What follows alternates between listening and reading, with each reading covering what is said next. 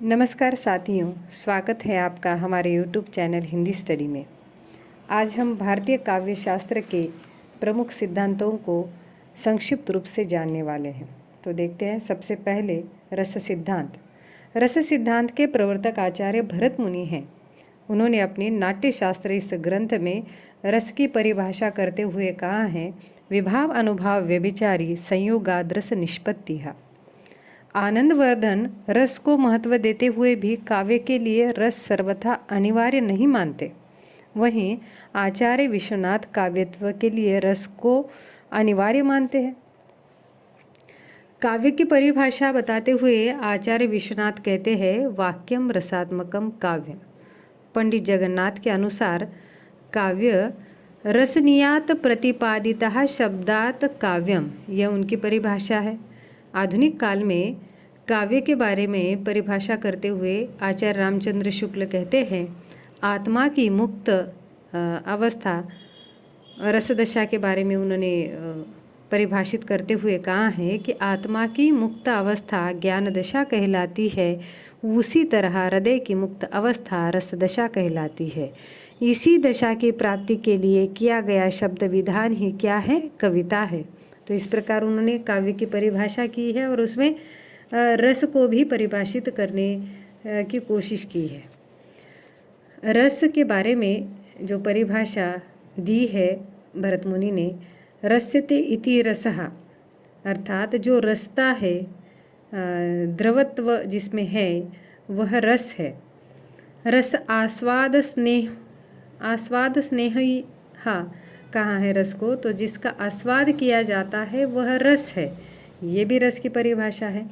रस का स्वरूप बताते हुए कहा गया है कि सकोद्रकाद खंड स्वप्रकाशानंद चिन्मयः वेदांतर स्पर्श शून्यो ब्रह्मास्वाद सहोदरः लोकोत्तर चमत्कार प्राणः कौशित प्रयार्थार्भिः स्वाकारवद भिन्नत्वेनाः यमास्वादन्ते रसः।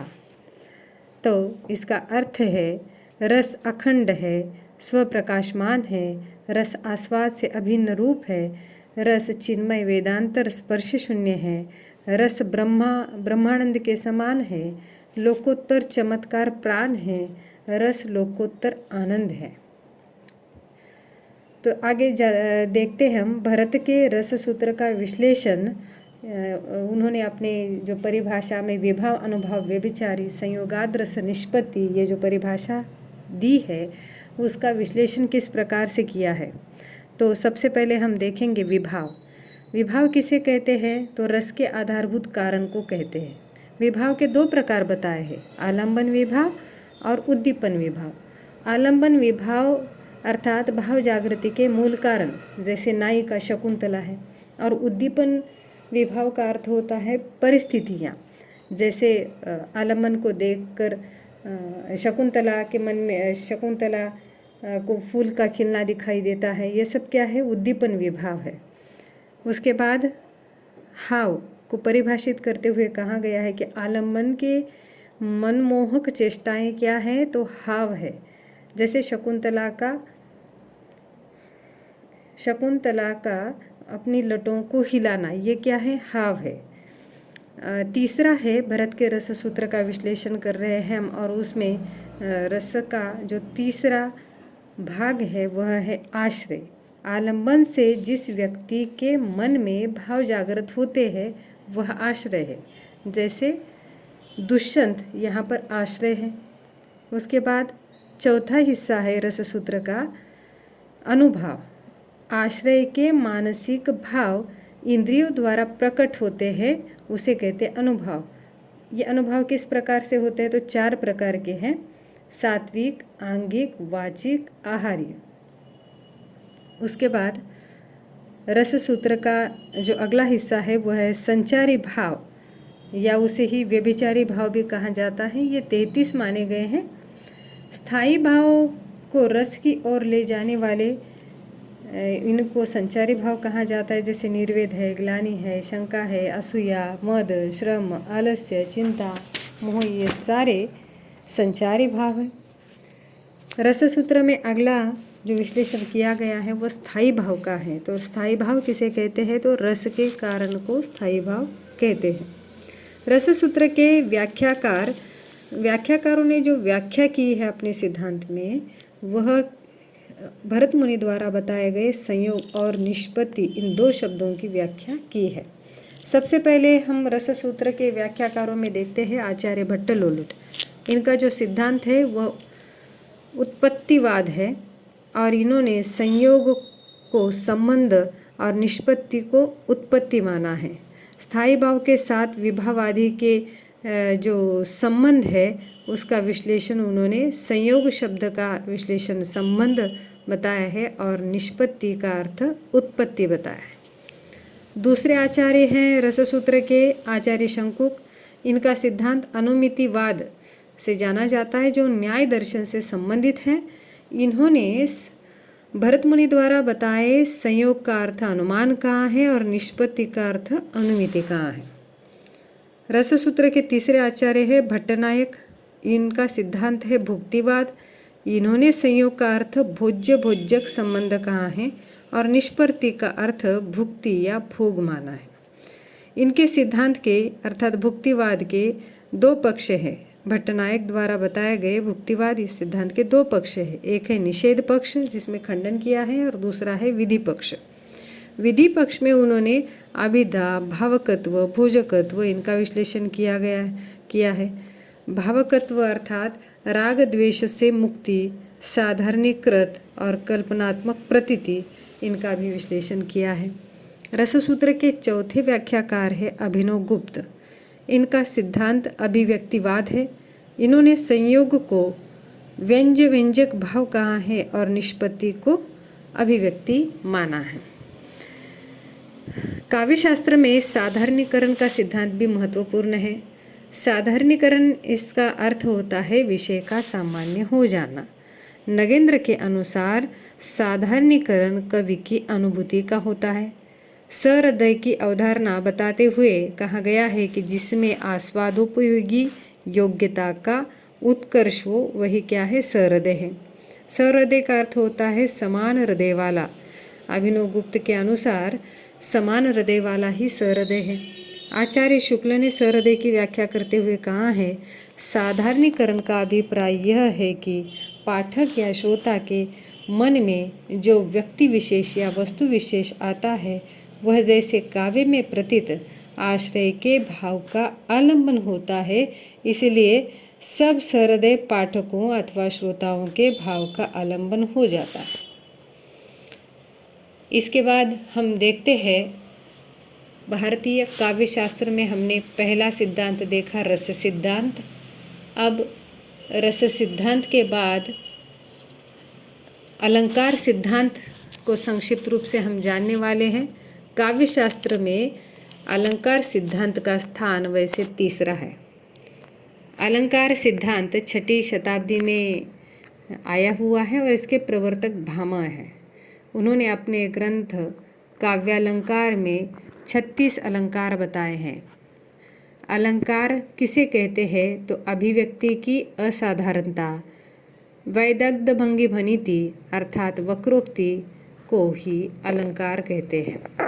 दंडी के अनुसार काव्य शोभाकरण धर्मान अलंकारान प्रचक्षते अर्थात काव्य की शोभा बढ़ाने वाले तत्व को अलंकार कहते हैं। दंडी के अनुसार इन्होंने 35 अलंकार बताए हैं। उद्भट ने 41 अलंकार बताए तो रुद्रट ने अपने काव्यालंकार ग्रंथ में अलंकार सिद्धांत या अलंकार की परिभाषा करते हुए कहा है, वाचात वक्रार्थ शब्दोक्तिरलंकाराय कल्पते। असल में यह भामह की परिभाषा है, लेकिन अलंकारों पर रुद्रट ने भी ग्रंथ लिखा है। आचार्य विश्वनाथ के अनुसार काव्य सौंदर्य बढ़ाने वाला अस्थिर धर्म अलंकार है। अगला सिद्धांत काव्य शास्त्र का हम देखते हैं रीति सिद्धांत। काव्य की आत्मा रीति को माना है। रीति सिद्धांत के प्रवर्तक आचार्य वामन ने काव्य की आत्मा रीति को माना है। ये 9वीं शताब्दी में हुए हैं आचार्य, और 9वीं शताब्दी में आया हुआ सिद्धांत रीति सिद्धांत है। उन्होंने परिभाषित करते हुए रीति सिद्धांत के बारे में या रीति के बारे में कहा है कि विशिष्टा पदरचना रीतिहा, अर्थात विशिष्ट पदरचना को रीति कहते हैं। और रीतिरात्मा काव्यस्य अर्थात रीति को ही काव्य की आत्मा माना है आचार्य वामन ने। इन्होंने 10 गुण बताए, 2 मार्ग बताए। विशिष्ट पदरचना और गुण मिलकर रीति बनती है, ऐसा उनका मानना है। इन्होंने 3 दोष माने हैं, पददोष, अर्थदोष और रसदोष। जो 10 गुण है वो इस प्रकार है। सबसे पहले ओज गुण, जिसमें पदों का गाढ़ बंधत्व हो उसे ओज गुण कहते हैं। प्रसाद गुण, जिसमें बहुत सरल अर्थ होता है। श्लेष गुण, तो शब्द अर्थ की मैत्री होती है इसमें। समता गुण, इसमें संगति होती है। समाधि में अर्थ की एकाग्रता होती है।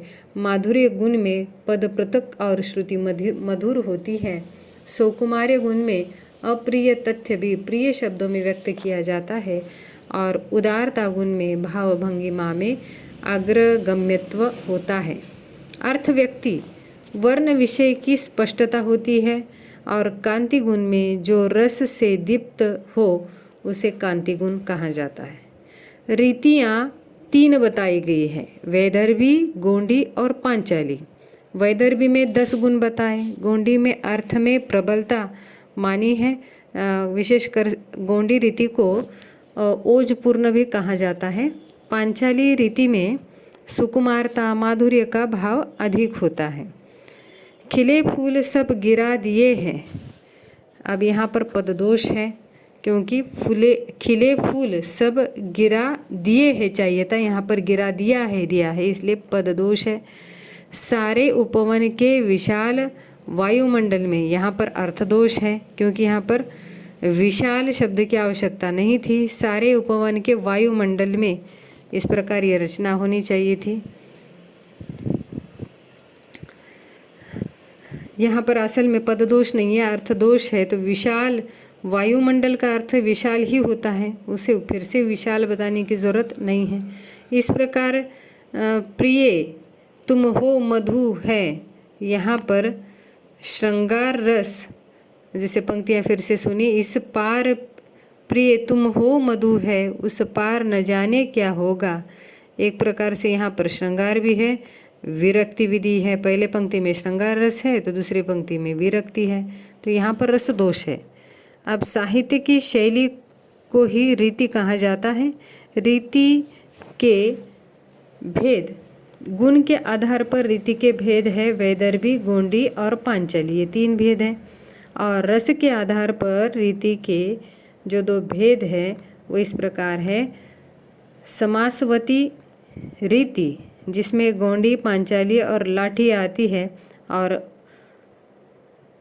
असमासवती रीति, इसमें सिर्फ वैदर्भी आती है। और तीसरी है कवि स्वभाव के आधार पर रीति के भेद होते हैं, सुकुमार, विचित्र और मध्यम। रीति के जो 3 आधार बताए हैं भेद के, वो पहला है गुण के आधार पर रीति के भेद, रस के आधार पर रीति के भेद, और तीसरा कवि स्वभाव के आधार पर रीति के भेद। कवि स्वभाव के आधार पर रीति के भेद 3 बताए गए हैं, सुकुमार, विचित्र और मध्यम। उसके बाद भारतीय काव्य शास्त्र में हम देख रहे हैं औचित्य सिद्धांत। औचित्य सिद्धांत के प्रवर्तक आचार्य क्षेमेंद्र है। उचितस्य भावः औचित्य, इसके जो भेद है वो इस प्रकार है। शब्द, पद, वाक्य, क्रिया, कारक, लिंग, वचन, विशेषण। उसके बाद काव्यशास्त्रीय तत्व, प्रबंधार्थ, गुण, अलंकार, रस, सार संग्रह तत्व आदि। चरित्र संबंधी तत्व, सत्व, अभिप्राय, प्रतिभा, विचार आदि। उसके बाद 4 नंबर पर है परिस्थिति संबंधी, देश, काल, कुल और अवस्था का ज्ञान। इसी में आया है अलंकार औचित्य, रस औचित्य और पद औचित्य, यानी काव्य में कहाँ पर कौन से शब्दों की रचना होनी चाहिए, काव्य शास्त्रीय तत्वों का उचित परिपाक कैसे होना चाहिए, चरित्र संबंधी अभिप्राय, विचार आदि का विश्लेषण किस प्रकार होना चाहिए, परिस्थिति संबंधी देश काल का वातावरण किस प्रकार औचित्यपूर्ण होना चाहिए, इन सारी बातों का विवेचन औचित्य सिद्धांत में किया गया है।